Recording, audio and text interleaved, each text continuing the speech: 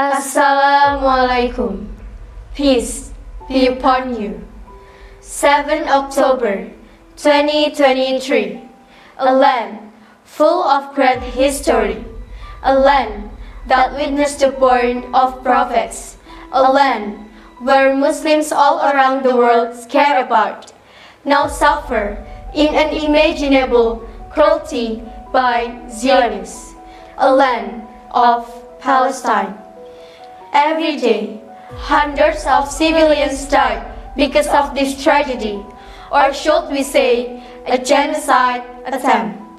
It doesn't matter whether young, adult, or even children become the victims. What Israel did was so cruel. This conflict isn't just about taking over territory or religious issue. It's about humanity.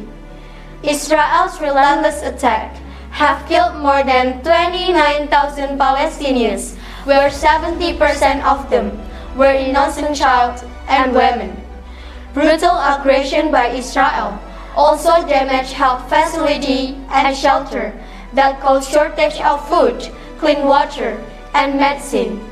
While the Israeli army enjoy food from a company that support them, shame on you. The number of victims are still counting until now. Guns, bombs, explosions are the sounds the Palestinians heard every day. While we here only pray 5 times a day, Palestinians pray 6 times a day. Subuh, Zuhur, Asar, Maghrib, Isha, and funeral prayer.